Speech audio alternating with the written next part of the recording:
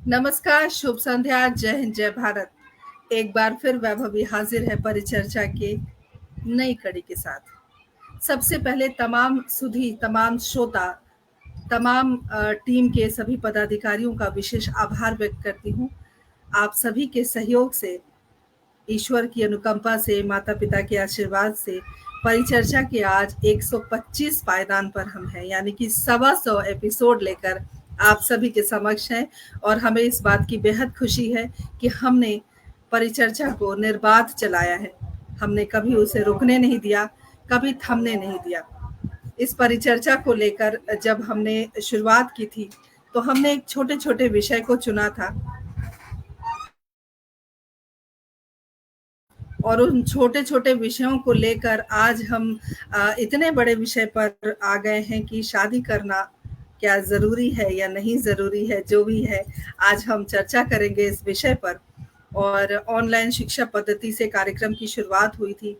सोचा नहीं था कि 125 पायदान पर पहुँच जाएँगे और हिंदी साहित्य संस्थान अपने एक मुकाम पर है और हम सब गौरवान्वित हैं। बहुत अच्छा लगता है, टीम का पूरा सहयोग है, आप सभी का आशीर्वाद है। तो चलिए आज की परिचर्चा हम शुरू करते हैं और डॉक्टर पुष्पलता तनेजा जी हमेशा की तरह सबसे पहले जुड़ गई हैं। बहुत-बहुत अभिनंदन, स्वागत करती हूँ। बहुत सुंदर विषय सुझाया गया है। क्या शादी करना ज़रूरी है? देखिए, अगर भारत की बात करें हम, तो हमारी परंपरा रही है। विवाह एक ऐसी संस्था है, जहाँ पर 2 व्यक्ति का नहीं, 2 परिवार का नहीं, 2 कुलों का मिलन होता है। जब हम आपस में मिलते हैं तो सिर्फ़ अगर हम बात करें कि सृष्टि को निर्बाध चलाने के लिए विवाह ज़रूरी है, तो वहीं हम ये भी कह सकते हैं कि जब 2 व्यक्ति का मन मिलता है, उसके बाद परिवार मिलते हैं और कुल मिलते हैं, तो एक नई दुनिया बनती है। लेकिन कुछ लोगों के लिए ये नई दुनिया अजूबा होती है, कुछ लोगों के लिए ये नई दुनिया बहुत सुखद होती है, कुछ लोग कंफर्टेबल फ़ील नहीं करते, कह सकती हूँ कि असहज महसूस करते हैं। कुछ लोगों के लिए ये दुनिया, दुनिया की सबसे खूबसूरत दुनिया होती है। तो चलिए इसी उधेड़-बुन को आज हम समाप्त करते हैं और इस विषय पर हम चर्चा करते हैं। इस विषय पर चर्चा करने के लिए सबसे पहले मैं आज पहली बार हमारे पटल की शोभा बढ़ाने के लिए आदरणीय गिरेंद्र अग्रवाल जी हमारे साथ नमस्ते जुड़े हैं। मैडम। बहुत-बहुत नमस्ते मैडम। अभिनंदन, स्वागत करती हूँ आपका। आपका भी madam. Thank you so much madam. जी, और जैसा कि हमारी कोशिश हमेशा से ये रही है कि जिस विषय पर हम बात करते हैं, उस विषय से जुड़े हुए व्यक्तियों को हम वक्ता के रूप में आमंत्रित करते हैं। तो आज की जो परिचर्चा है, विषय है शादी करना क्या ज़रूरी है? तो गिरेंद्र जी हैं, जो बैंक में काम करते हैं, सीनियर एसोसिएट हैं, एसबीआई बैंक में एलएलबी इन्होंने किया है, जी मैडम। एमए एलएलबी, और वरिष्ठ सदस्य भी हैं भारत विकास परिषद चंदौसी शाखा के। इन्होंने शादी नहीं की है, तो हमने जी कोशिश की मैडम। कि जब हम शादी की बात करते हैं तो हम कुछ उन वक्ताओं को लेकर आए जिन्होंने शादी नहीं की है, कुछ उन वक्ताओं को लेकर आए जैसे मुझ जैसे जिन्होंने शादी की है। तो क्या तालमेल है और क्या कुछ रहस्य है, उस रहस्य से पर्दा उठाएँगे। और हमारे साथ डॉक्टर शिवांगी जुड़ी हुई हैं। डॉक्टर शिवांगी क्लिनिकल साइकोलॉजिस्ट हैं, हमारे साथ वाराणसी से जुड़ी हुई हैं, काशी विश्वनाथ की नगरी से जुड़ी हुई हैं। बहुत-बहुत स्वागत, अभिनंदन। और एक ख़ास बात बताना चाहती हूँ कि डॉक्टर शिवांगी ने ये विषय सुझाया है और डॉक्टर शिवांगी ने भी अभी तक शादी नहीं की है, तो विशेष आभार आपका डॉक्टर शिवांगी।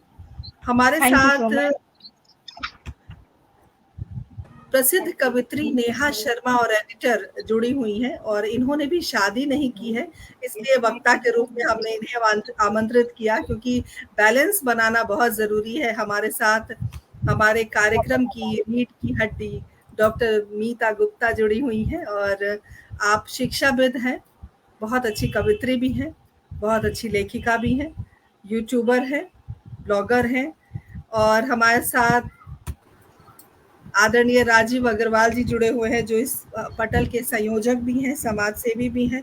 छोटा सा उनका मैं परिचय देना चाहती हूँ, आज मन कर रहा है कि उनके बारे में पढ़ूं। मूलतः आप बुलंदशहर उत्तर प्रदेश के रहने वाले हैं, वर्तमान में पश्चिम बिहार में आप रहते हैं, दिल्ली में। सूर्या फाउंडेशन में चीफ जनरल मैनेजर अकाउंट्स के पद पर आप हैं और पिछले 30 वर्षों से कार्यरत। अगर सामाजिक सरोकार की बात करूं तो इंटरनेशनल नेचुरोपैथी ऑर्गेनाइजेशन से आप जुड़े हुए हैं, जो इंडिया प्रभारी हैं, आप नॉर्थ इंडिया प्रभारी। राष्ट्रीय कवि संगम दिल्ली के संगठन मंत्री हैं, भारतीय जनता पार्टी उपाध्यक्ष पश्चिम बिहार मंडल, मंदिर प्रकोष्ठ भाजपा दिल्ली प्रदेश सचिव, चामुंडा नंदिकेश्वर ट्रस्ट दिल्ली के ट्रस्टी हैं आप, और महर्षि वेद व्यास पाठशाला ऑनलाइन गुरुकुल के आप अध्यक्ष हैं, और हिंदी साहित्य संस्थान दिल्ली के एक महत्वपूर्ण पद पर शीघ्र आने वाले हैं, फिलहाल अभी संयोजक हैं। तो आपका बहुत बहुत स्वागत करती हूँ, अभिनंदन करती हूँ। और पहली बार मुझे लगता है राजीव जी का इतना बड़ा परिचय मुझे पढ़ने का अवसर मिला है, और हमारे पास सब नायाब तोहफा भगवान ने दिया है, सब एक से बढ़कर एक हीरे जवाहरात हमारे साथ जुड़े हुए हैं। पटल के उस पार अगर मैं देखूं तो हिमश्वेता अग्रवाल जी हमारे साथ जुड़ गई हैं, बहुत बहुत अभिनंदन करती हूँ। गुलशन ग्रोवर जी हमारे साथ जुड़े हुए हैं, बहुत बहुत स्वागत, अभिनंदन। और मनोरमा अग्रवाल जी हमारे साथ जुड़ी हुई हैं, बहुत बहुत अभिनंदन। डॉक्टर पुष्पलता तनेजा जी हमेशा की तरह हमारे साथ जुड़ी हुई हैं। जी, मनुस्मृति में 16 संस्कार हैं, बिल्कुल सही कहा आपने। और विवाह एक बहुत महत्वपूर्ण कड़ी है हमारे हिसाब से, अगर मैं अपनी बात करूं, क्योंकि शादी का जो लड्डू है वो खाए वो भी पछताए, जो ना खाए वो भी पछताए। चलिए कार्यक्रम की हम शुरुआत करते हैं। और पहले वक्ता के रूप में, चूंकि जैसे कि मैंने कहा मीता जी, बैलेंस बनाना है। कुछ लोग हैं जो विवाह नहीं करने के पक्ष में हैं, कुछ लोग हम जैसे लोग हैं जो हम उस लड्डू को खा भी चुके हैं, पचा भी चुके हैं। मेरी शादी को 16 साल हो गए हैं, मीता जी की शादी को पूरे 33 वर्ष हो गए। मीता जी, अगर मैं गलत नहीं हूँ, 38 वर्ष हो गए। 38 वर्ष। और राजीव जी, आपकी शादी को कितने वर्ष हो गए? लगता है नहीं, अभी थोड़े दिन पहले हुई है। 30 साल हो गए। कितने? 25 साल। 25 साल, बहुत बहुत बधाई। तो ये शादी के लड्डू हैं जो हम सब ने खाए हैं, लेकिन बहुत गंभीर विषय है ये। और बहुत चूंकि जब हम 21वीं सदी से 22वीं सदी की ओर अग्रसर हैं, उस समय जो युवाओं की मनस्थिति है शादी को लेकर, वो बहुत अलग अलग है। हमने जो 16 साल पहले मेरी शादी हुई, तो उस समय जो हमारी मानसिकता थी वो आज के बच्चों की मानसिकता से बहुत भिन्न थी। तो चीजें बदली हैं, जो भावनाएं बदल रही हैं, संवेदनाएं बदल रही हैं, कहते हैं ना हार्मोन्स चेंज होते हैं, और बहुत कुछ जो वातावरण है, जो रहन सहन है, सब कुछ बदल रहा है। तो शादी के बारे में चलिए हम बात करते हैं। सबसे पहले गिरेंद्र जी, बैंक में आप सर्विस करते हैं, बैंक में आप हैं, और आप अभी जहां तक मुझे पता है आप 42 वर्ष के हैं। सुदर्शन शर्मा सुधी जी, जो हमारे पटल की संयोजिका है, जुड़ गई हैं, बहुत बहुत अभिनंदन, स्वागत करती हूँ। तो शादी न करने का, क्योंकि हमने जो विषय चुना है कि शादी करना जरूरी है, एक क्वेश्चन मार्क, एक प्रश्न चिन्ह है कि हमारे हिसाब से शादी करना जरूरी था, इसलिए हमने शादी कर ली। आपने शादी नहीं की क्योंकि आपको लगता है कि शादी करना बहुत बड़ा काम नहीं है, शादी नहीं करनी चाहिए। तो आप अपने विचार हमें बताएं, अपने विचार रखें, ताकि हम इस परिचर्चा को एक नई दिशा तक पहुंचा सके। आपका बहुत बहुत स्वागत है। नमस्कार मैडम, नमस्कार। देखिए मैडम, ऐसा होता है कि जब कोई भी व्यक्ति पैदा होता है तो वो अपनी एक बहुत ही इंट्रिंसिक कहते हैं टेम्परामेंट को लेकर पैदा होता है। उसका एक बिल्कुल स्वतंत्र व्यक्तित्व होता है, जो कि शायद कितना भी वो डेवलप कर ले तो बहुत ज़्यादा उसमें चेंजेस नहीं कर सकता। तो मेरा जो भी नेचर है वो थोड़ा इस टाइप का है कि मुझे सॉलिट्यूड ज़्यादा पसंद है। मैं थोड़ा मेडिटेशन करता हूँ दिन में 1-2 घंटा, और कहते हैं मुझे ज़्यादा सोशल लाइफ पसंद नहीं है। ये बात मुझे लगभग 25 साल की उम्र में समझ में आ गई थी। उसी समय मेरे को थोड़ा ओशो की तरफ झुकाव हो गया। मैंने ओशो पढ़ा तो मुझे लगा ऐसा कि कहते हैं जो मैं सोचता हूँ, जो मैं सोचने का पैटर्न है, वो काफ़ी कुछ कहते हैं ओशो से कहते हैं क्लियर करते हैं, काफ़ी हद तक स्पष्ट करते हैं। तो मेरा झुकाव उसी उसी तरफ होता चला गया। मुझे लगा कि हाँ, मेरा सोचने का तरीका सही है और अगर आपकी इच्छा नहीं है अंदर से, मूड नहीं है किसी काम को करने का, तो ये टेम्परामेंट नहीं है, आपको लगता है कि भई हम नहीं निभा पाएँगे या कहते हैं रिस्पॉन्सिबिलिटी ज़्यादा है इस उसमें, तो मैंने उसे ना चुनना ही बेहतर समझा। क्योंकि मैं नहीं चाहता कि कोई बाहरी व्यक्ति आए और उम्मीदों को लेके आए और उसे लगे कि कहते हैं यहाँ मुझे सुख मिलेगा और हमें लग रहा है कि ऐसा वातावरण नहीं है, ऐसा हमारा नेचर नहीं है कि हम उसकी कहते हैं जो इच्छा, आकांक्षाएँ उन्हें पूरा कर सकें, तो बेहतर है कि उस चीज़ को अवॉइड किया जाए। तो सबसे प्रमुख कारण मेरा यही था कि हम उस टेम्परामेंट के संग पैदा नहीं हुए हैं, जो कि शादी करने के लिए बहुत अनिवार्य है और डेवलप करने की इच्छा भी नहीं है। तो इसलिए मैंने उसे अवॉइड करना ही बेहतर समझा। ठीक है, बहुत अच्छी बात आपने कही कि आप जो महिला जो भी जिनसे आपकी अगर शादी होती, वो बहुत सारी उम्मीदें, बहुत सारी आशाएँ और बहुत सारे जी, सपने लेकर आती हैं, उन सपनों को आप फुलफ़िल नहीं कर पाते, तो आपने जी। एक डिसीज़न लिया कि आपको शादी नहीं करनी है। तो क्या परिवार का आपके ऊपर कोई दबाव नहीं रहा? हुँ, हेलो, मैडम बेटा आप आवाज़ म्यूट हो गई हैं। विभा जी म्यूट हो आवाज़ गया जी, है। जी, मैं दोबारा से अपनी बात कहती हुँ, हूँ। जैसा कि आपने कहा कि हुँ, हर लड़की का एक सपना होता है हुँ, कि वो अपनी बहुत सारी चीज़ें अपने अपने ज़हन में लेकर अपने ससुराल आती हैं, अपने हुँ, उस भावी पति से बहुत सारी आशाएँ होती हैं और बिल्कुल। आपने कहा कि उन आशाओं को आप पूर्ण नहीं कर पाते, इसलिए आपने डिसीज़न लिया कि आपको शादी नहीं करनी। तो परिवार जी, का भी एक दबाव होता है, माता-पिता की बिल्कुल। एक इच्छा होती है कि आप घर में बहू लेकर आएँ, आपकी शादी होनी चाहिए। माता-पिता जैसे मेरे ऊपर भी था हुँ, कि मैं जब कहती थी कि नहीं अभी नहीं करनी या मना करती थी या जो भी हुँ, कारण रहा होगा उस समय, तो ये लोग मम्मी कहती थी कि क्या करना है फिर? शादी नहीं करनी तो क्या करना है? क्यों नहीं करनी शादी? जी, तो एक प्रेशर होता है किसी न किसी रूप में, तो वो जी, बहुत प्रेशर से ज़्यादा। आप कैसे बच गए? मैडम देखिए प्रेशर तो बहुत ज़्यादा था, घरवालों का भी, समाज का भी और रिश्तेदारों का भी। लेकिन क्या है मेरे संग कि अगर मुझे ये पता चल जाए कि मैं इस चीज़ के लिए नहीं बना, तो फिर वो काम मैं बिल्कुल भी नहीं करता, चाहे पूरी दुनिया एक तरफ हो जाए। मेरा मानना ये है कि मान लीजिए पूरे विश्व की जनसंख्या 6 अरब है और 6 अरब लोग आपसे कह रहे हैं कि आपको शादी कर लेनी चाहिए और उस समय मेरा मूड नहीं है, तो मैं बिल्कुल नहीं करूँगा। और जीवन के किसी भी स्टेज पर मुझे ये लगता है कि हाँ, अब मैं तैयार हूँ, नाउ आई एम रेडी और जिससे मैं शादी करना चाहता हूँ, वो महिला भी मुझसे शादी करने को तैयार है। तब अगर 6 अरब लोग भी कहेंगे कि आपको शादी नहीं करनी चाहिए, तो मैं करूँगा। तो ये होना चाहिए कि जब आप तैयार हैं तभी शादी करें, अदरवाइज़ क्या होगा कि जो शादी होगी, वो आपकी फेल्योर होने के चांसेस बहुत ज़्यादा बढ़ जाएँगे। और यही कारण है कि लोग इस चीज़ को नहीं समझ पाते, अपने दिल की आवाज़ ना सुन के समाज की, अपने घरवालों की, अपने रिश्तेदारों के दबाव में, इमोशनल अत्याचार में आकर, वो शादी जैसा जो कि मोस्ट एडवेंचरस गेम है लाइफ़ का, उसे प्ले करना शुरू कर देती हैं और अंत में क्या होता है वो आप लोग आजकल देख ही रहे हैं समाज में कि डाइवोर्स के कितने केस आ रहे हैं या कितने फैमिली डिस्प्यूट्स हैं और लगभग-लगभग मेरा मानना है, हो सकता है मैं गलत हूँ कि लगभग-लगभग 50% से ज़्यादा लोग दुखी ही हैं। तो इसमें कहीं न कहीं तो कोई कमी है, जो कि हम लोग समझ नहीं पा रहे और ना ही हम उसको सोच पा रहे हैं कि वो कमी क्या है। हो सकता है कि वो जो मुझे समझ में आ रहा है वो सबसे बड़ा पॉइंट है कि हम कहते हैं एडजस्टिंग नेचर के नहीं रहे। हमारे अंदर सहनशीलता खत्म हो चुकी है।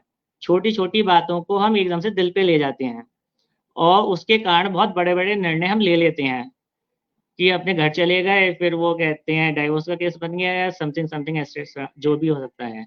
साथ ही साथ जो होता है घरवालों का अपना एक अलग सपना होता है कि बहू आ रही है, तो वो हमारी सेवा करेगी, हमारे घर के कामों में हमारी हेल्प करेगी। जो दुल्हन है, बहू है, वो सोच रही है कि मेरा पति मुझे रानी की तरह रखेगा, मुझे घुमाने-फिराने ले जाएगा, नया बंगला दिलाएगा। अब जब वो दोनों का क्लैश होता है, तो विस्फोट होता है और विस्फोट में क्या होता है कि दूल्हा जो है वो बेमौत मारा जाता है। तो मैंने मरना उचित नहीं समझा। बहुत बढ़िया, बहुत बेबाकी से गिरिंद्र जी आपने जवाब दिया और बहुत सही थैंक यू कहा कि मैडम। आपने मरना ज़रूरी नहीं समझा, इसलिए आपने किसी की ज़िंदगी खराब करने की कोशिश नहीं की जी, क्योंकि एडजस्ट करना बहुत हद तक एक तरह का सैक्रिफाइस करके कोई रिश्ता निभाना मुझे नहीं लगता वो सही होता है। जी खैर जी जी इस बात पर हम और भी गौर करेंगे, बहुत सारी बातें आज करनी है। नेहा के पास मैं आऊंगी क्योंकि शिवांगी के पास मैं बाद में जाऊंगी। नेहा, आपके क्या विचार हैं? अगर शादी नहीं करनी है तो क्यों नहीं करनी है? और अगर आप मैसेज ये देना चाहती हैं कि जिन्हें करनी है आप करो, मुझे नहीं करनी है। जी। सबसे पहले नमस्कार विभा, और हिंदी साहित्य संस्थान को बहुत बहुत आभार इस पटल पे मुझे बुलाने के लिए। और ये परिचर्चा काफ़ी खास है क्योंकि कई बार इस पटल पे मैं उस पार होती हूँ और आज इस पार हूँ। उसके लिए अलग से बहुत बहुत आभार मुझे बुलाने के लिए। तो आज की परिचर्चा का विषय चल रहा है कि शादी करना ज़रूरी है क्या। सबसे पहले मैं ये बताऊँ कि ये बहुत बड़ी-बड़ी बातें नहीं, ये एक हर इंसान की एक अलग कहानी हो सकती है कि किसने शादी क्यों करी और किसी ने शादी क्यों नहीं करी। मैं यहाँ आज अपनी बात बताऊँगी कि बहुत हमेशा से ही ये रास्ता मेरे लिए भगवान की कृपा से बहुत आसान रहा। मेरे लिए कुछ परेशानी, कुछ चैलेंज नहीं आए। मेरे मन में जब एक विचार आया कि काफ़ी पहले से ही कि मुझे शुरू से ही पता था कि मुझे शादी नहीं करनी क्योंकि मेरे को इच्छा नहीं हुई। और अ, भगवान की दया से मेरे को इतना सपोर्ट की मुझे ज़रूरत नहीं पड़ी क्योंकि मुझे कोई प्रॉब्लम नहीं आई। मैंने अपने घर में बोला, जब मेरी एक उम्र आई मेरे पेरेंट्स ने मुझसे पूछा क्योंकि उन्हें शुरू से पता था, मैंने बता रखा था।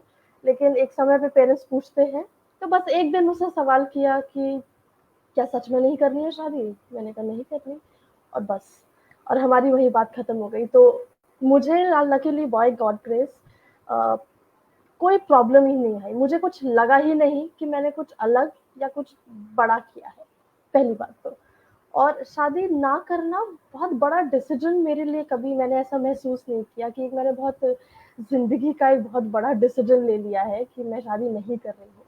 ये उतना ही सिंपल मेरे लिए था, उतना ही आसान और उतना ही नॉर्मल था, जितना शायद आपके लिए शादी करना डिसाइड करना था। तो मेरे लिए कोई बहुत बड़ी बात नहीं। और यही मेरी अब मैं ऐसे ही समाज की तरफ एक नज़र रखती हूँ, एक ऐसे समाज की चाहत रखती हूँ कि ये सवाल ना उठे कि शादी क्यों नहीं करनी, क्योंकि आज तक शायद आपसे किसी ने नहीं पूछा होगा कि तुमने शादी क्यों करी, लेकिन हमसे पूछा गया कि शादी क्यों नहीं करी। तो ऐसा हमने क्या अलग कर दिया या ऐसा क्या गलत कर दिया कि सवाल जो आता है, मैं चाहती हूँ ये सवाल ना आए, ये बहुत नॉर्मल बन जाए। ये 50-50% ये एकदम अ, समाज का एक ऐसा हिस्सा बन जाए जो शादी करना चाहता है कर लेगा और शादी नहीं करना चाहता वो नहीं करेगा। ये बिल्कुल उसी तरह है जब 10वीं के बाद हम डिसाइड करते हैं कि हमें 12th में और 10th में साइंस लेना है या कॉमर्स लेना है। ये उतना ही सिंपल है। ये कुछ बहुत बड़ा जीवन का बहुत बड़ा पहलू नहीं है, ये एक नेहा, ये पहलू है। साधना शर्मा जी हमारे साथ जुड़ी हुई हैं। क्या आप बता सकती हैं मेरी कि ये माताजी है, आपकी ये मेरी माताजी मम्मी हैं, है। उन्होंने हाँ, लिखा है कि बचपन से ही मन नहीं था शादी करने का? हाँ, जी। बस मुझसे जब पूछा गया था कि क्या नहीं करना है, तो क्यों नहीं करना है, ऐसा कोई बहुत बड़ा सवाल नहीं लगा मुझे कभी जीवन में कि क्यों नहीं करना है। क्योंकि मेरे शायद माता-पिता से ये नहीं पूछा गया कि शादी क्यों करनी है, तो उसे नॉर्मल बनाया जाए। और जैसे गिरीन्द्र जी बोल रहे थे जब, और ये मैं जानती हूँ कि क्योंकि मेरी उम्र के और भी मेरे साथी हैं जो शादी नहीं करी है, जिन्होंने, लड़की-लड़के दोनों, और उनको परिवार की वजह से बहुत यातना शब्द में प्रयोग करना चाहूँगी यहाँ पे। उन्हें सच में माता-पिता की तरफ से यातना का ऐसा उन्हें मिलती है कि बहुत परेशानी होती है। तो मैं इसमें सबसे बड़ा जो रोल है, जो मेरे जीवन में सबसे बड़ा रोल जो किया है, जो मुझे कभी फेस नहीं करना पड़ा, वो मेरे पेरेंट्स का है। तो मैं सिर्फ़ और सिर्फ़, पेरेंट्स ऐसे होने चाहिए कि सपोर्ट करें। और एक बात और मैं इस बात पे थोड़ा-सा जल्दी से ऐड कर दूँ कि ये शायद मेरी सोच नहीं होगी, मुझे ऐसा लगता है कि काफ़ी हद तक ये सोच होगी कि जो लोग शादी नहीं कर रहे हैं, वो शादी के खिलाफ नहीं हैं। वो बस अपने लिए नहीं करना चाहते। ये बहुत पर्सनल चॉइस है, ये बहुत इंडिविजुअल चॉइस है। ये कोई एक इंस्टीट्यूशन के खिलाफ हमारी कोई मुहिम नहीं है कि दुनिया में कोई शादी ना करे। हम ये नहीं चाह रहे। मैं खुद शादियों में, मेरी छोटी बहन है, मैंने उसकी शादी बहुत मन से करी है। बहुत खुश है।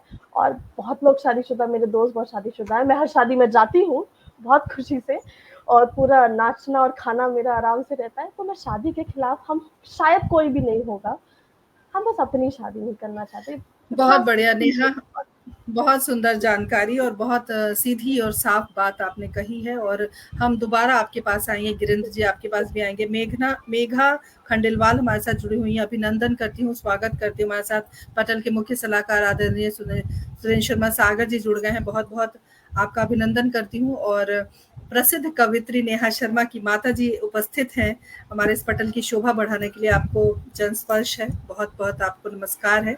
और इतनी होनहार बेटी आपने देश को दी है, उसके लिए हम साधुवाद देते हैं आपको। अच्छा, बात हो रही है जैसे कि आपने कहा, अब हम साइकोलॉजिस्ट के पास चलेंगे, क्योंकि मीता जी चूंकि इन लोगों ने बड़ी बातें कर दी कि इंडिविजुअल डिसीजन है, वाकई है कि हम नहीं करना चाहते इसलिए हम नहीं करते। लेकिन अगर हम साइकोलॉजिस्ट के पास जाएं, अगर हम समाज की एक रूपरेखा बनाएं और समाज की रूपरेखा के अंतर्गत अगर ये सवाल हम रखें, ये प्रश्न हम रखें कि जो शादी नहीं करना चाहता, समाज के दिमाग में एक बात होती है, इसका कैरेक्टर खराब है, ये एक प्रश्न होता है और ये बहुत ज्वलंत प्रश्न है। चरित्र खराब है, किसी के साथ अफेयर जरूर होगा। ऐसा भी होता है कि जी, ऐसा भी होता है, लोग ये भी सोचते हैं इसमें कोई कमी है, कमी है, किसी तरह से इसमें कोई कमी है, ये भी बात। तो ये सारी चीजें हैं। तो इस पटल के माध्यम से, चूंकि इतना बड़ा विषय हमने लिया है, ये सिर्फ शादी नहीं करनी है या करनी है, ये एक छोटा सा विषय नहीं है, ये बहुत बड़ा विषय है, क्योंकि हम वैवाहिक संस्था पर बात कर रहे हैं जो कि सृष्टि के निर्माण में बहुत महत्वपूर्ण भूमिका निभाती है। तो एक वैज्ञानिक होने के नाते, मनोचिकित्सक होने के नाते, और इस विषय को आपने सुझाया है, लेकिन मैं आपसे गुजारिश करूंगी कि अपनी समय सीमा का सब ध्यान रखें, आप अपनी बात रखिए। और जैसा कि मैंने प्रश्न दोहराया कि एक समाज की मानसिकता होती है कि कुछ कमी, जैसे कि मीता जी ने कहा कि जरूर कुछ कमी होगी तभी शादी नहीं करना चाहता या नहीं करना चाहती, या चरित्र खराब हो, अपने मन से बहुत कुछ लोग बनाते हैं। आप क्या कहना चाहती हैं? सर्वप्रथम मैं हिंदी साहित्य संस्थान के फेसबुक पटल का बहुत बहुत धन्यवाद करती हूँ, और आज के 125वें एपिसोड के लिए आप सभी को बहुत बहुत शुभकामनाएं। आगे भी हिंदी साहित्य संस्थान आगे इसी तरीके से प्रगति करते रहे, इसकी कामना करते हुए मैं अपने टॉपिक पे आती हूँ। तो जैसा आपने बोला विभा दीदी की लोग शादी को लेकर क्या क्या विचारधाराएं रख रहे हैं, जो शादी नहीं कर रहे हैं और जो शादी कर रखे हैं। देखिए, मेरे ख्याल से जो अंदरूनी बात है, प्रसन्न रहने के लिए पार्टनर की आवश्यकता नहीं होती है, प्रसन्नता अंदर से आनी चाहिए। बहुत लोग शादी करके बहुत सुखी हैं, बहुत लोग अकेले रह के भी दुखी हैं। अगर मैं अपने पर्सनल एक्सपीरियंसेस की बात करूं, तो जो मैं केसेस देखती हूँ उसमें से ज्यादातर, चाहे महिला हो या पुरुष हो, वो शादी करने के बाद पछता रहे हैं। उनका ये कहना है कि मेरे ख्याल से मेरा जो महिलाएं हैं, मेरा करियर आगे नहीं बढ़ पाया, मैं वो नहीं कर पाई जो मैं करना चाहती थी। पुरुष, मेरा जीवन रुक गया, मेरे ऊपर जिम्मेदारियां आ गई, और बहुत कम उम्र में मेरे ऊपर वो जिम्मेदारियां आई जिनसे मेरा पूरा जीवन ठप हो गया। तो जैसा गिरेंद्र जी ने कहा कि मैं जिम्मेदारियां लेने के लिए तैयार नहीं था, जो मैंने एनालिसिस की है अभी तक, वो ये एनालिसिस किया है कि जीवन में लोग, समाज रूपी जो ये संगठन है, ये हमारे ऊपर दबाव बनाता है कि तुम ऐसा कर लो तो अच्छा रहेगा, तुम ऐसा कर लो। जैसे अभी बोलूं, ठीक है, शादी बहुत बड़ा संस्कार माना जाता है हमारे, चाहे हिंदू विवाह हो चाहे मुस्लिम विवाह हो, संस्कार माना जाता है। और ये इकोनॉमिकल, फिजिकल, इमोशनल नीड्स को फुलफिल करने की एक व्यवस्था है। तो ये इकोनॉमिकल, इमोशनल नीड्स, जो सबसे बड़ी नीड होती है मेरे ख्याल से इमोशनल नीड होती है। पैसा हमें खुशियां खरीद के नहीं दे सकता है, हमें खुद को समझना आवश्यक है, चाहे वो महिला हो चाहे वो पुरुष हो। और हमारे देश में जितने भी माता पिता हैं, मेरे ख्याल से उनको अपने बच्चों पे शादी का दबाव ना डाल के उन्हें इंडिपेंडेंसी का दबाव डालिए कि आपको इंडिपेंडेंट होना आवश्यक है, ना कि शादी करना आवश्यक है। क्योंकि आप इंडिपेंडेंट हो तो आप वो सब कुछ पा सकते हो जो आपको जरूरत है जीवन में।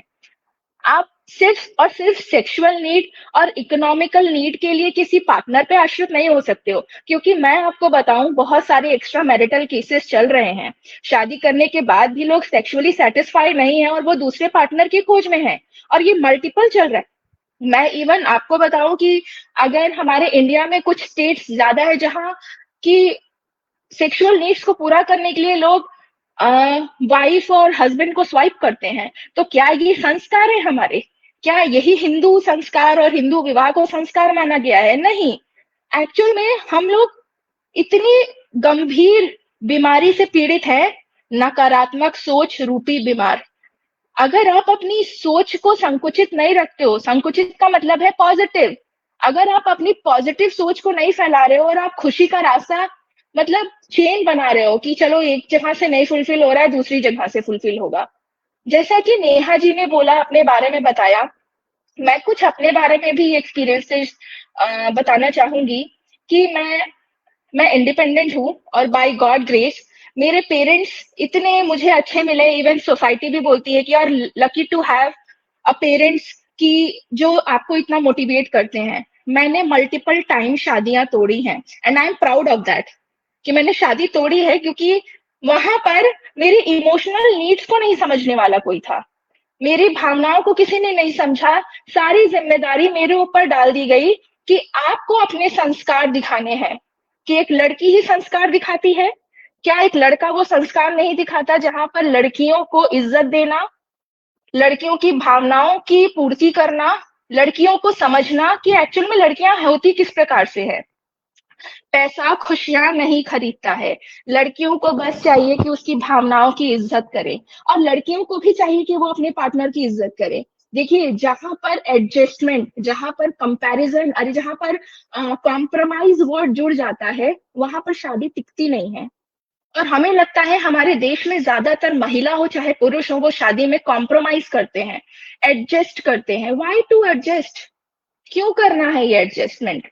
हम क्यों नहीं म्यूचुअल अंडरस्टैंडिंग से एक दूसरे के साथ जुड़ते हैं? शादी वो है जहां पर आप सामने वाले को वैसा ही एक्सेप्ट करते हो जैसा वो है। क्यों हम बहुत सारी एक्सपेक्टेशन को एक मेल पे डाल देते हैं कि तुम्हें ही मुझे बंगला दिलाना है, तुम्हें ही मुझे गाड़ी में घुमाना है, तुम्हें ही मुझे रेस्टोरेंट लेके जाना है। क्यों? मैंने तो कई लड़कों से बोला, देखो मैं ड्राइव करती हूँ, मैं सब कुछ करने के लिए रेडी हूँ, तुम्हारे घर की सारी जिम्मेदारियों को उठाने के लिए रेडी हूँ, बस तुमको मेरी इमोशनल नीड्स पूरी करनी है कि जब मैं परेशान हूं तो सुन लो। लड़के उतना भी नहीं कर पाए, लड़के सच में उतने से परेशान हो गए। और आपको मैं बताऊं, मुझे जो सबसे ज्यादा प्रॉब्लम है वो है इनडायरेक्ट दहेज। इनडायरेक्ट दहेज की आप बोलो कि आप मेरे बेटे को 11 रुपए थाल पे रख देना, इससे ज्यादा हमें कुछ नहीं चाहिए, पर आप पीछे से जाके मेरे पिताजी को ये बोलो कि आप 4 दिन का होटल का खर्चा, हमारे 20 कमरे का 4 दिन का खर्चा उठा लेना। तो मैंने कहा अपने पिताजी से, मेरे पिताजी इस चीज के लिए भी रेडी थे क्योंकि वो बेटी के बाप है, तो उनको कहीं लिख के उन्होंने पुराणों में पढ़ा है कि बेटी के बाप को ऐसा करना है, तो ही वॉज रेडी कि हम तो करेंगे। मैंने बोला नहीं, हमसे नहीं हो पाएगा। हम लड़के और लड़के के परिवार के साथ उतना ही मैनेज कर सकते हैं जो परिवार आज इनडायरेक्टली आपसे ये डिमांड रख सकता है। क्या वो परिवार मेरी कल को इज्जत करेगा? क्या वो परिवार मुझे वो प्यार दे पाएगा जो इनडायरेक्टली आपसे इस चीज की डिमांड कर सकता है? वो कल को मेरे को किसी और से कंपेयर कर सकता है कि तुमने तो इतना दिया, उसने तो इतना दिया। तो मैंने वो रेड फ्लैग पहचाना, और उस रेड फ्लैग को पहचानते हुए मैंने ये अभी 2 हफ्ते पहले शादी तोड़ी है। एक मैंने 2020 में तोड़ी थी, इसलिए तोड़ी थी क्योंकि वहां पर भी 25 लाख रुपए की डिमांड थी। मैंने कहा आप थोड़े दिन रुक जाओ, मैं आपको 25 से ज्यादा बना के दूंगी। दे सेड नहीं, तुम तो छोटी बेटी हो, तुम्हारे पिता कर सकते हैं। मैंने कहा नहीं कर पाएंगे मेरे पिता। मैं अपने माता पिता के स्वाभिमान, और सबसे बड़ा जो स्वाभिमान मेरा जुड़ता है कि जिस पार्टनर के साथ मैं जुड़ रही हूँ, क्या वो मेरे लिए स्टैंड ले सकता है? अगर नहीं ले सकता है इन चीजों में, मैं तो नहीं करूंगी। मैं भी सॉर्टेड हूँ। जब तक ऐसा कोई इंसान नहीं मिलेगा मुझे जो मुझे ये बोले कि तुम जैसी हो वैसी मुझे एक्सेप्ट हो, तुम 1 रुपया मत दो, लेकिन मैं शादी करने के लिए रेडी हूँ। शादी जैसा विभा दीदी आपने बोला कि दो परिवारों का मिलन है, घोड़ा लड़का भी चढ़ता है, डोली लड़की भी चढ़ती है, तो पैसे सिर्फ लड़की का बाप क्यों खर्च करेगा? दहेज सिर्फ और सिर्फ लड़की का बाप क्यों देगा? ये तो इक्वल है ना। तो हमारा समाज जेंडर इक्वालिटी पे बात करता है, दहेज की इक्वालिटी पे बात क्यों नहीं करता? इसी इंडिया में, नॉर्थ इंडिया की बात बताती हूँ, वहां पर जब महिला की शादी होती है तो लड़की लड़के को अपने घर लेके आती है, ना कि लड़की की विदाई होती है, वहां लड़के की विदाई होती है। तो ये हमारे देश का कल्चर है। शिवांगी, इस पटल के माध्यम से आज शादी पर बात हो रही है, तो मैं बहुत फक्र से ये बात कहना चाहती हूँ कि मेरे पिता पर कोई दबाव नहीं था। मेरी शादी एक आदर्श शादी है, बिना किसी दहेज के, बिना किसी चीज के मेरी शादी हुई है। और संजय के रूप में मुझे बहुत अच्छे पति मिले हैं, तो मैं बहुत लकी हूँ और मैं इस पटल के माध्यम से ये बात जरूर कहना चाहूंगी। जी, आप अपनी बात यही बात कह रही हूँ दीदी, कि जहां पर म्यूचुअल अंडरस्टैंडिंग है दो पार्टनर के बीच में, दो परिवारों के बीच में, वहां रिस्पेक्ट रहती है। मैं आपको बताऊं, आजकल लोग सुंदरता देखते हैं, लड़की सांवली है, लड़की नाटी है, लड़का कैसा भी रहे लेकिन लड़की सुंदर चाहिए। और इवन आपको बताऊं, लड़के के मुंह पे कोई नहीं बोलता है, लेकिन पीठ पीछे लड़के की भी बुराई होती है कि लड़का ऐसा दिखता है। आप अंदरूनी सुंदरता पे क्यों नहीं जाते हो कि लड़का तुम्हारी इज्जत करता है, लड़का तुम्हारे परिवार की इज्जत करता है? क्यों आप बैंक बैलेंस पे जाते हो कि लड़का तुम्हें क्या खिलाएगा? आप अपनी लड़की को इतना पढ़ाइए, इतना इंडिपेंडेंट बनाइए, उसको इतनी सोच में ताकतवर कीजिए कि लड़की को जरूरत ना पड़े, बल्कि दहेज रूपी लड़की तैयार हो, और जब आपके हस्बैंड मतलब आपके दामाद पे कोई आपत्ति आए तो वो लड़की फिर उसका सहारा, बैकबोन बने। ये क्यों नहीं हमारे समाज में सिखाया जाता है? क्यों एक लड़के पे ही दबाव बनाया जाता है? इंडिपेंडेंस की बात करें तो क्यों लड़की डिपेंडेंट रहती है लड़के पे? क्यों लड़का लड़की के फैमिली पे डिपेंडेंट रहता है? तो ये डिपेंडेंसी नहीं होनी चाहिए। समरूपता जरूरी है। बिल्कुल, बहुत अच्छी बात। आपकी बात को यहीं पर मैं रोकूंगी कि समरूपता जरूरी है, क्योंकि यहाँ पर एक वाक्य खत्म होता है। और मैं राजीव जी के पास चलूंगी, क्योंकि हमारे पास जल्दी जल्दी समय जा रहा है। गुलशन ग्रोवर जी हमारे साथ बने हुए, इन्होंने भी कहा है कि मैंने शादी नहीं की है। और उमेश शर्मा जी हमारे साथ जुड़े, उन्होंने लिखा है कि वैचारिक स्तर पर एक होना सबसे ज्यादा आवश्यक है, बहुत जरूरी है। और सुदर्शन दीदी ने बहुत बड़ा संदेश दिया है, मैं आप सबको दिखाना चाहती हूँ। उन्होंने लिखा है कि 80% लोग शादी को ढोते हैं केवल बच्चों के लिए। ये बहुत बड़ा फैक्ट है, क्योंकि कहीं ना कहीं असंतोष की भावना सभी के परिवार में होती है, किसी के ज्यादा होती है, किसी के कम होती है। लेकिन जो एडजस्ट करके चलने वाली बात शिवांगी ने कही कि बहुत ज्यादा लोग एडजस्ट करते हैं, बहुत ज्यादा सेक्रीफाइस करके चल रहे हैं, तभी ये शादी टिकी हुई है। राजीव जी क्या कहेंगे? बिल्कुल, पहले तो सबसे पहले हिंदी साहित्य संस्थान और विभा जी, आपको 125वें एपिसोड की बहुत बहुत बधाई। किसी के घर में कुकर चढ़ा हुआ है गैस पर, शायद सीटी बज रही है, आवाज आ रही है सीटी की। इस यात्रा के हम सब लोग साक्षी हैं, सब लोग।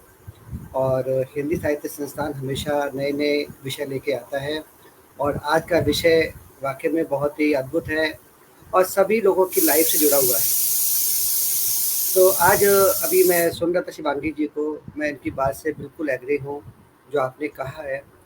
कहीं ना कहीं हमारे समय में विवाह जी कोई मौका ही नहीं होता, चॉइस ही नहीं होती थी। शादी करनी है, घर वालों ने बोल दिया, 27 साल हो गए, 28 हो गए, मतलब वो काउंटिंग शुरू हो जाते थे। घर जाते थे जॉब से, तो अल्टीमेट शादी करनी है आपको, और घर वाले क्या कहेंगे, रिश्तेदार क्या कहेंगे, मतलब वो ऐसा प्रेशर होता था, वो ऐसा अत्याचार करते थे कि आपको करनी ही करनी है, कोई चॉइस नहीं होती थी। अब आप लोगों के टाइम में चॉइस होती है, और ठीक है, वो लड्डू ऐसा है कि जो खाए जो पछताए, ना खाए वो पछताए। और बट शादी करना चाहिए, मुझे लगता है, क्योंकि एक पवित्र गठबंधन है, और ये जोड़ी ऊपर से लिख के आती है, और हम लोगों की जो भी जर्नी होती है उसमें कहीं ना कहीं एक दूसरे का सहयोग होता है। जैसे मैं कई संस्थाओं में जुड़ा हुआ हूँ, तो कहीं ना कहीं मेरी भगिनी का बहुत बड़ा सहयोग है, मुझे सहयोग करती है, हर जगह समय देती है, और परिवार को चलाने में उन्हीं का हाथ रहता है। पर इसके माइनस पॉइंट भी है। अब आपको कहीं जाना है तो आप सोचो कि परिवार को लेके जाओ, नहीं जाओ, तो जब तक दोनों के आपस में सहमति नहीं होती आप कर नहीं पाते काम को। पर अभी मैं जो देख रहा था ना, समाज के अंदर 50% बच्चे आजकल दोनों जॉब करते हैं, मियाँ बीवी दोनों जॉब करते हैं, और शाम को जब वो घर आते हैं ना जॉब करके, तो दोनों के अंदर टेंशन भरी होती है कि किसी को बॉस ने हड़का दिया। अब वो लड़की कहती है खाना मैं क्यों बनाऊँ, जॉब तो मैं भी करती हूँ, खाना तुम बनाओ। खाना बनाने की बात पर ही और टेंशन के चक्कर में उनकी लड़ाइयाँ होने लगती हैं। और जो वो उनका जो वैवाहिक गठबंधन का जो वो होता है ना हनीमून, 1 साल तक टिक पाता है। आजकल मोस्टली बच्चे 1 या 2 साल के अंदर ही डाइवोर्स लेके बैठे हुए हैं। कई केस देखे हैं मैंने, और उनके साथ में 1-2 साल का बच्चा होता है और वो फिर लड़ाई चलती रहती है डाइवोर्स की, 5 साल बाद वो डाइवोर्स हो जाता है।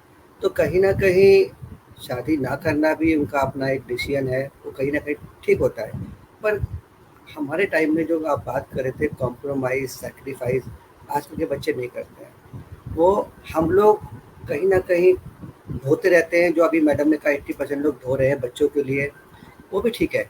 बट आजकल के बच्चे इन सब चीज़ों को नहीं मानते हैं। उनको तो ये है कि पैसा है तो मैं आया रख लूँगी खाना बनाने के लिए, बच्चे सँभालने के लिए। तो वो अपनी, अभी एक नया वर्ड चल रहा है आजकल मार्केट में, सिंगल पेरेंट्स।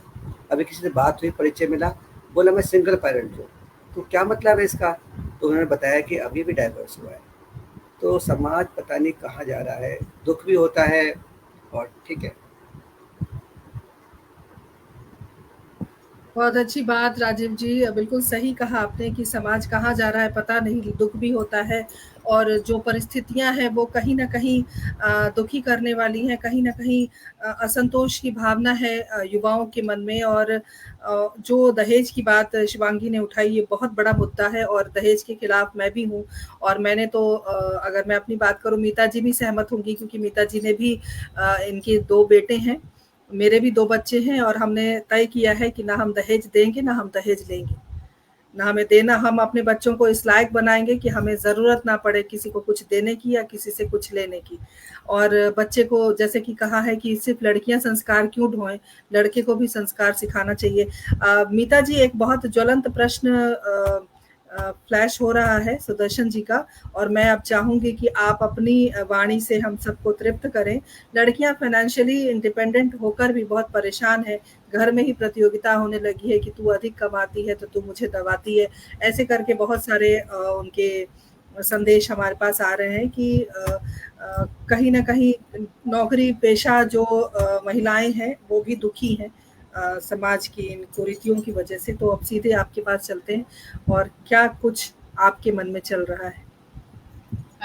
एक बार पुनः पटल को नमस्कार और सभी श्रोताओं और हमारे साथ जुड़े सभी लोगों का आभार कि आप लगभग 40 मिनट से हमारे साथ जुड़े हुए हैं और आप ही हमारी स्ट्रेंथ हैं, आप ही हमारी ऊर्जा हैं।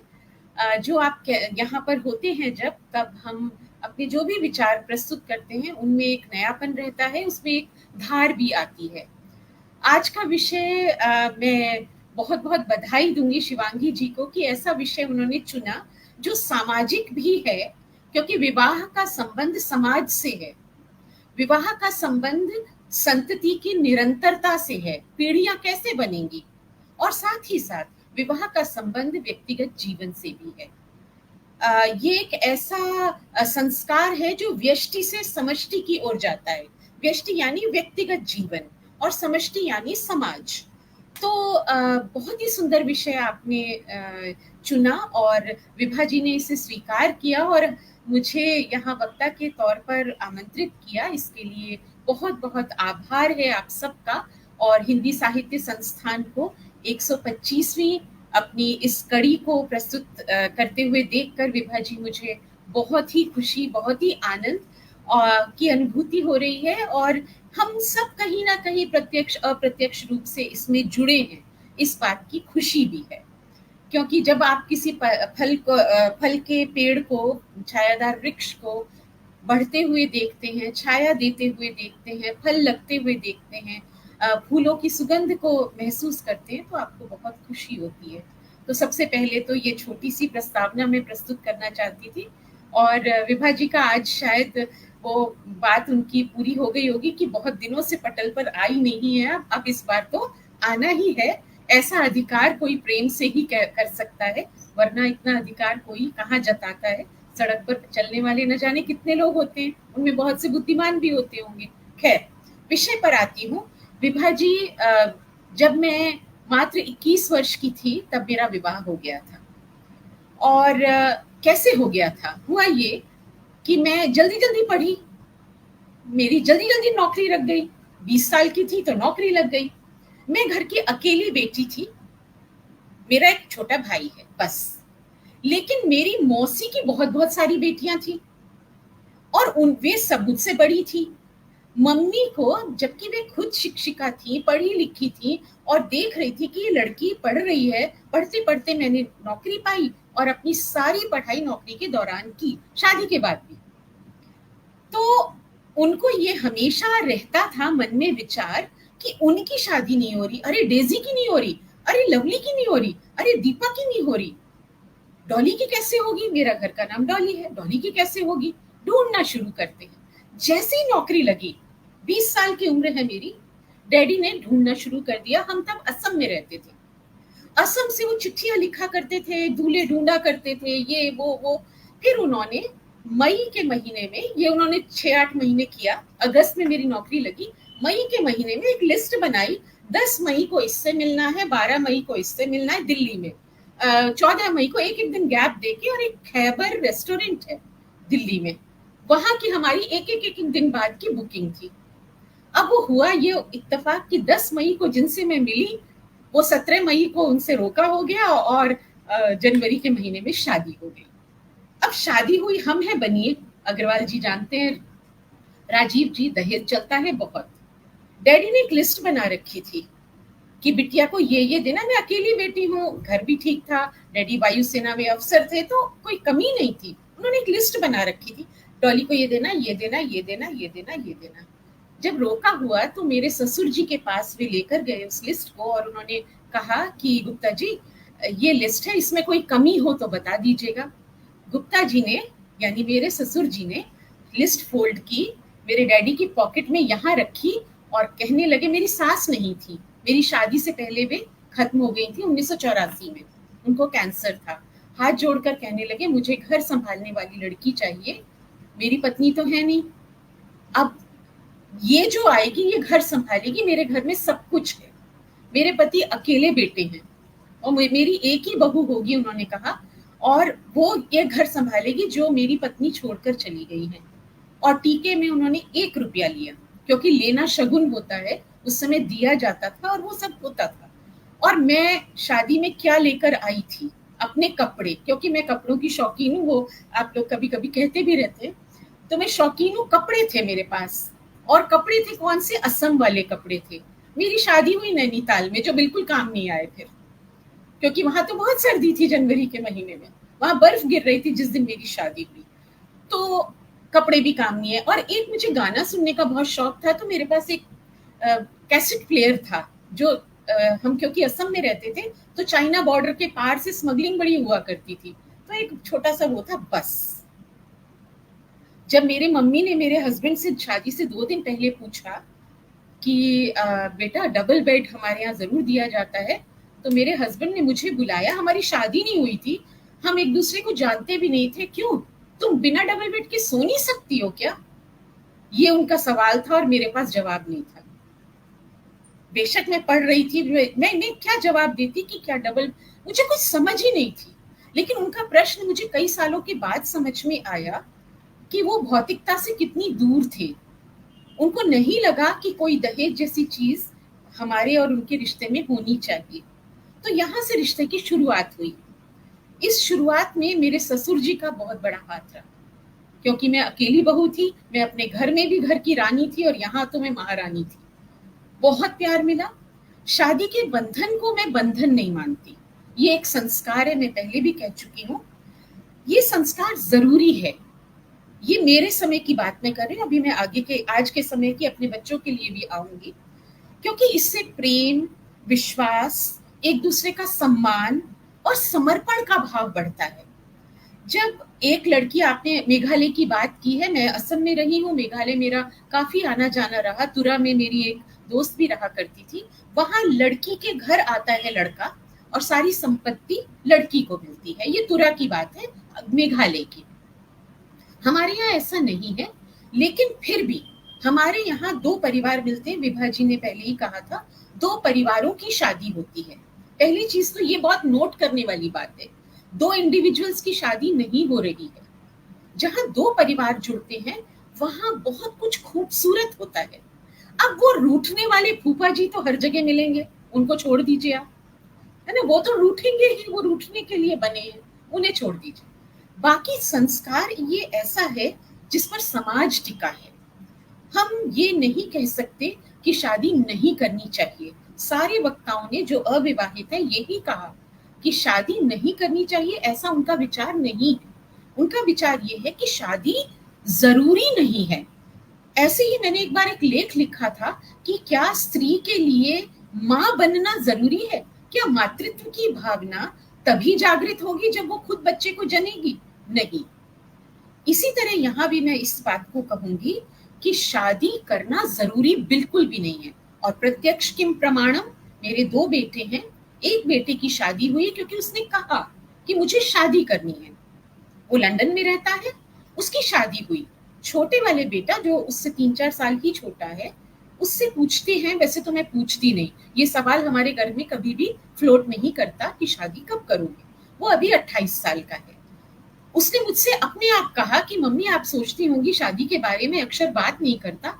मैंने कहा ठीक है, तुम्हारे मन में कुछ है तो बताओ। तो कहने लगा अभी मैं पढ़ रहा हूँ, मुझे 3 साल का समय और दीजिए। और अभी वास्तव में उसका जनवरी में वो यूनिवर्सिटी ऑफ एडिनबरा में चला जाएगा, उसका MSc इन डिजिटल एजुकेशन में एडमिशन हुआ है, अभी अभी प्रोसेस खत्म हुआ है। तो उसने कहा मुझे पढ़ना है। ये उसकी बात का सम्मान रखने के लिए हम कभी नहीं पूछते कि शादी कब करोगे, तुम शादी करोगे कि नहीं करोगे। शादी कभी इंपॉर्टेंट नहीं है, शादी कभी जरूरी नहीं है जब तक दो लोग आपस में कंपैटिबल ना हो, जब तक दोनों एक दूसरे से शादी ना करना चाहें, जब तक दोनों एक दूसरे से प्यार ना करते हो। प्यार भी मैं थोड़ा डिफाइन करूंगी यहाँ। शादी के समय प्यार दैहिक होता है, आपको फिजिकल नीड्स पूरी करनी होती है। बहुत बेसिक सी बात है, हम मनुष्य हैं, जानवरों में भी फिजिकल नीड्स होती हैं और होनी भी चाहिए, वो एक बहुत नॉर्मल चीज है, उसके लिए कोई ऐसा टिप्पणी नहीं।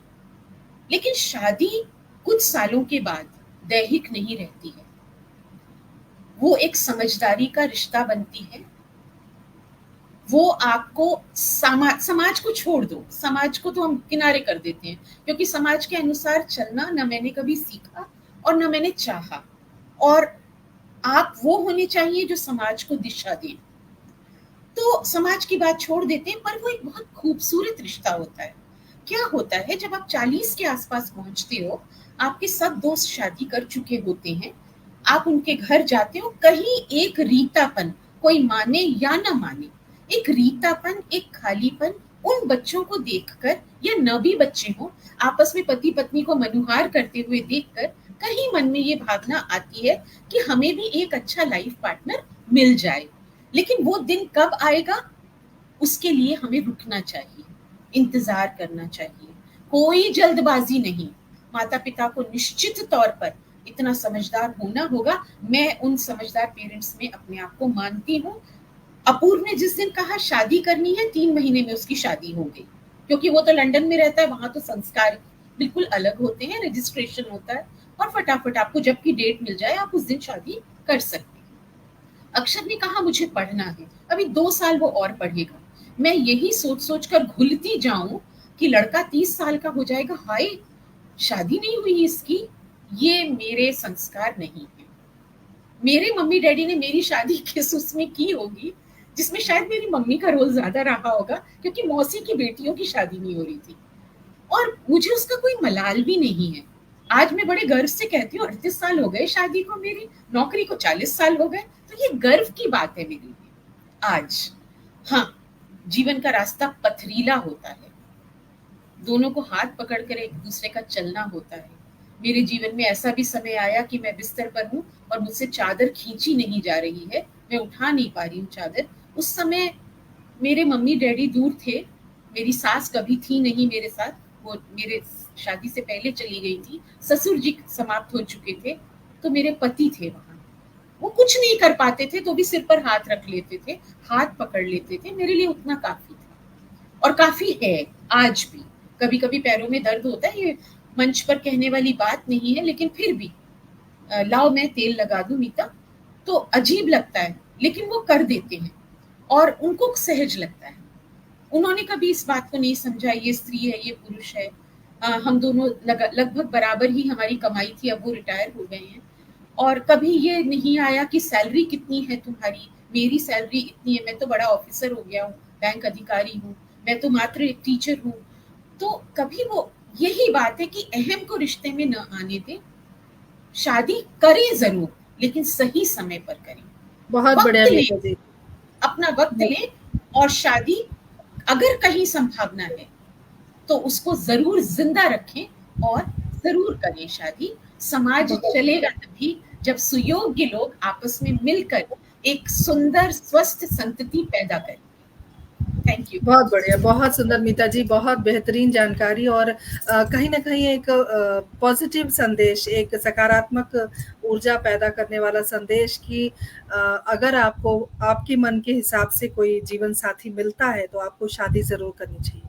तो चलते चलते एक छोटा सा संदेश मैं चाहूंगी आप सभी वक्ता अपनी तरफ से हमारे समाज को दें। गिरेंद्र जी, चलते चलते आप क्या कहना चाहते हैं?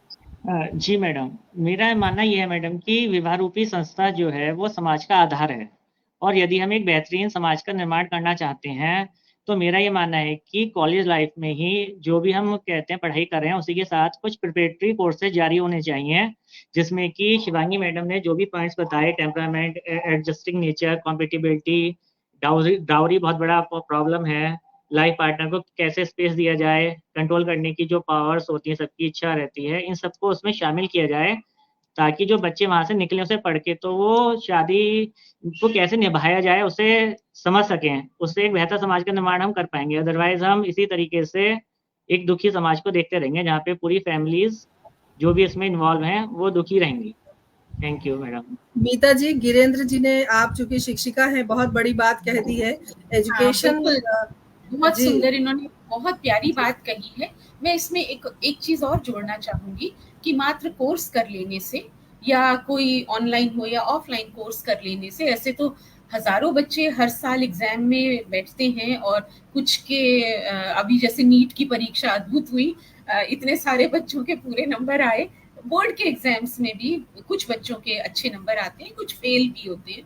तो कोर्स से ज्यादा मुझे ऐसा लगता है कि हमें 21st सेंचुरी स्किल्स हैं जो कि WHO ने जिनके बारे में बात की है, और ये इनका जो लेवल है वो कभी कोई ऊपर आ जाता है, कभी कोई नीचे आ जाता है, और ये लगभग हर साल बदलते हैं।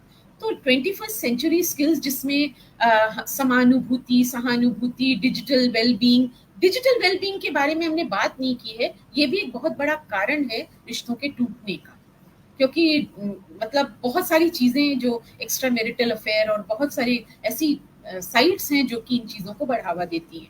तो इनके साथ जो आपने कहा गिरिरेंद्र जी, इसके साथ मैं जोड़ना चाहूंगी कि 21st सेंचुरी स्किल्स ये बच्चों में डालने बहुत जरूरी है, और ये स्कूल्स करते हैं ये काम। अभी और ज्यादा इफेक्टिव तरीके से इन्हें करना होगा। पहले टीचर्स को 21st सेंचुरी स्किल्स सिखाने होंगे ताकि वो उस तरह बिहेव करें क्लासरूम में, क्योंकि एक क्लास में एक टीचर बच्चे के लिए आइडियल होती है, होता या होती है, वो वैसा ही बिहेव करता है। अगर वो गुस्सा करती है तो वो गुस्सा सीखता है, अगर वो प्यार करती है तो वो प्यार सीखता है। तो 21st सेंचुरी स्किल्स जो हैं वो टीचर्स के ट्रेनिंग प्रोग्राम्स में आनी चाहिए, जो कि CBSE अब कर रहा है, काफी कुछ कर रहा है। और बच्चों के साथ भी इस तरह की छोटी छोटी वर्कशॉप्स स्कूल के द्वारा, रिसोर्स पर्सन्स के द्वारा होनी चाहिए।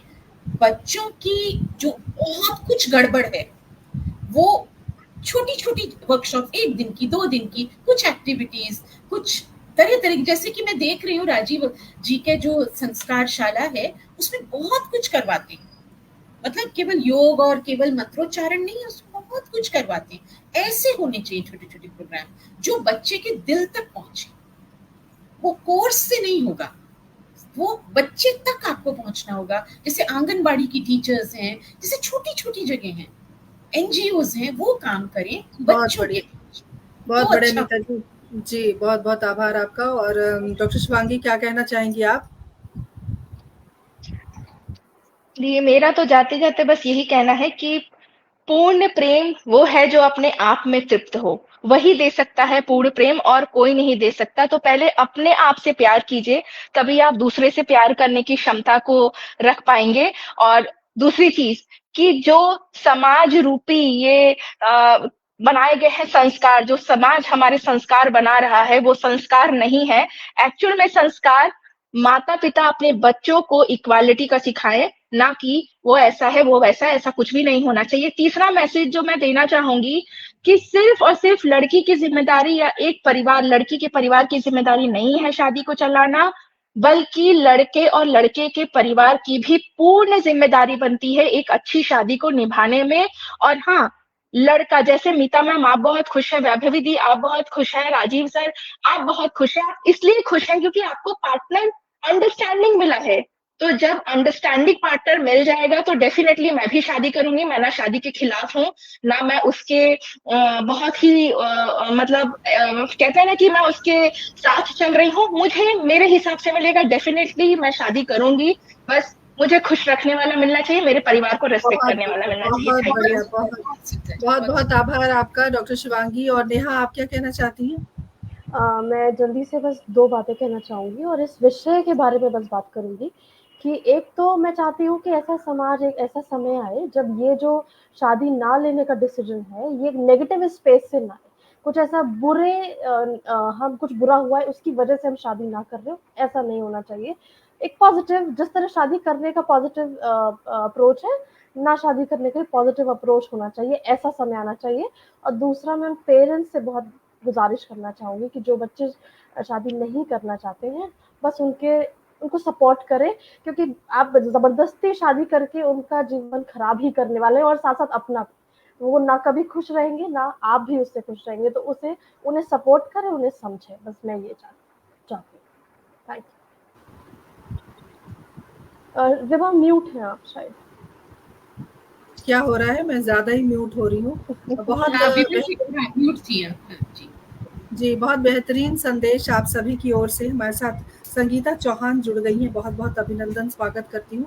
आप सभी की उपस्थिति को नमन करती हूँ। आप सभी के यहाँ पर आपकी उपस्थिति की वजह से ही हमारा कार्यक्रम हमेशा बहुत परवान चढ़ता है, बहुत अच्छा प्रोग्राम होता है और बहुत सारी जो आप सबकी दुआएं हैं, शुभकामनाएं हैं, वो हम तक पहुंचती हैं और ऐसे से करके हम 125 एपिसोड पूरे करते हैं। राजीव जी, आप क्या संदेश देना चाहते हैं? मेरा संदेश सिंपल है कि संस्कारों के बिना कुछ नहीं होता। मैं संस्कारों पर कार्य कर रहा हूँ और जो कहीं ना कहीं संयुक्त परिवार से आते थे, और संयुक्त परिवार आजकल बहुत विलुप्त होते जा रहे हैं और आजकल पैसा ही सब कुछ हो गया है। और ये जो पैसे की दौड़ में हम जो भाग रहे हैं और उससे स्ट्रेस लेवल बढ़ता है, तो योगा और ध्यान ये भी बहुत ज़रूरी है। हम लोग अपने पैसे की भाग दौड़ में योगा, ध्यान और संस्कार ये सब पीछे छोड़ते जा रहे हैं और कहीं ना कहीं उसका खामियाजा भुगत रहे हैं कि हम लोग डाइवोर्स करके बैठे हुए हैं। तो ये बड़ा दुखद है। इसके लिए कहीं ना कहीं हमारे समाज को भी आगे बढ़ के कुछ ना कुछ इसके लिए करना चाहिए। बहुत बढ़िया, बहुत बेहतरीन रहा आज का विषय और आज की विषय पर जो चर्चाएं रही हैं वो बहुत ही शानदार रही। सबने अपने अपनी स्तर पर अपनी अपनी बातें रखी और चलते चलते 2006 की एक पिक्चर आई थी, एक फिल्म थी विवाह। उसमें एक बात, जैसे कि मीता जी ने कहा एजुकेशन के बारे में कि स्कूल हो या फिर जो छोटे छोटे वर्कशॉप हैं उससे बहुत फ़र्क पड़ेगा। बच्चों को हम जो चीज़ सिखाना चाहते हैं वो टीचर बेहतर तरीके से, क्योंकि टीचर की बात, मेरा बेटा भी है वो मुझसे ज़्यादा टीचर की बात मानता है, तो ये आम बात है बच्चों के लिए। तो विवाह में मैंने देखा कि जो पिता है वो अपने बेटे को ये बताता है कि तुम्हें शादी क्यों करनी है। और शादी करना जरूरी है या नहीं जरूरी है, वो एक पैम्परिंग थी, वो एक समझाना था पिता के द्वारा अपने बच्चे को, अपने बेटे को, और फिर उसकी एक मानसिकता बनती है कि तुम, और उसमें भी एक कंडीशन थी कि अगर तुम्हें लड़की पसंद आएगी तभी हम बात को आगे बढ़ाएंगे। तो पिता का जो एक रोल था उस पिक्चर में वो बहुत ही महत्वपूर्ण और बहुत खूबसूरत फिल्म बनी है। मुझे लगता है आप लोगों ने देखी होगी, मैंने तो कई बार देखिए। तो विवाह संस्कार को लेकर जो एक रूपरेखा तैयार की गई, बहुत सुंदर फिल्म है। तो माता पिता का बहुत बड़ा योगदान है, जैसे कि सभी ने कहा है, नेहा ने खास कर कहा है, और नेहा की माता जी को मैं बहुत बहुत नमस्कार करती हूँ, और अपनी बेटी को आपने डिसीजन मेकर बनाया और उनके ऊपर कोई दबाव नहीं डाला, इसके लिए मैं आपको साधुवाद देना चाहती हूँ इस पटल के माध्यम से। और तो हमें इस बात का ध्यान रखना है कि हमारे बच्चे क्या करना चाहते हैं।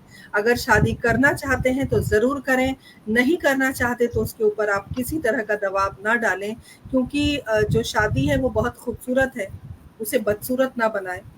दबाव में किया गया फैसला हमेशा गलत होता है, चाहे वो समाज के लिए हो, परिवार के लिए हो, या व्यक्तिगत स्वयं के लिए हो। तो दबाव में किया हुआ फैसला गलत होता है, और इसी आशा से हम आज विदा लेते हैं इस 125 एपिसोड में। पुनः आपका अभिवादन है, और एक संकल्प के साथ कि हमारे बच्चों को हम दबाव से मुक्त रखेंगे। यदि वे शादी करना चाहते हैं, विवाह करना चाहते हैं तो जरूर करें, नहीं करना चाहते तो उनसे ये ना पूछें क्यों नहीं करनी। उन्हें एक स्पेस दें, उन्हें संतुलित रखें, उन्हें वो अवसर दें कि वो अपने बारे में एक जो डिसीजन है वो खुद लें, वो निर्णय खुद लें, क्योंकि उनकी जिंदगी है। और दबाव में आकर अगर बच्चे शादी करते हैं और रोज खटपट हो, रोज लड़ाई हो, और राजीव जी ने कहा कि डिवोर्स के केस बहुत सारे आ रहे हैं, तो ये भी एक दुखद परिस्थिति होती है। तो इस कार्यक्रम को आज हम यहीं स्थगित करते हैं। आज की परिचर्चा बहुत अच्छी रही। नीता जी क्या कहेंगी आप चलते चलते? बहुत सुंदर, बहुत ही सुंदर, विषय भी बहुत सुंदर, वक्ता भी बहुत सुंदर, वक्ताओं की वाणी भी बहुत सुंदर, और सबसे सुंदर संचालन भी बहुत सुंदर। बहुत बहुत आभार आप सभी का। अगली बार किसी नए विषय के साथ फिर उपस्थित होंगे। तब तक के लिए डॉक्टर शिवांगी आपको पुनः आभार सुंदर विषय सुझाने के लिए, और गिरेंद्र जी आपका बहुत बहुत आभार, नेहा शर्मा आपका बहुत आभार, डॉक्टर मीता गुप्ता आपका विशेष आभार, और राजीव जी आपका विशेष आभार। पटल के उस पार सभी महान विभूतियों को मैं हृदय से नमन करती हूँ, आप सभी की उपस्थिति को नमन करती हूँ। इसी प्रकार आप जुड़ते रहिए, बने रहिए, कार्यक्रम को शेयर कीजिए। जो बच्चे इस तरह के निर्णय को लेकर चल रहे हैं, ये शायद ये हमारा एपिसोड उनके लिए बहुत कारगर सिद्ध हो, तो कार्यक्रम को शेयर कीजिए। अगली बार परिचर्चा के नए विषय के साथ, तब तक के लिए आगे दीजिए। जय हिंद, जय भारत, शुभ रात्रि। जय हिंद, जय भारत। नमस्कार। जय हिंद, जय भारत।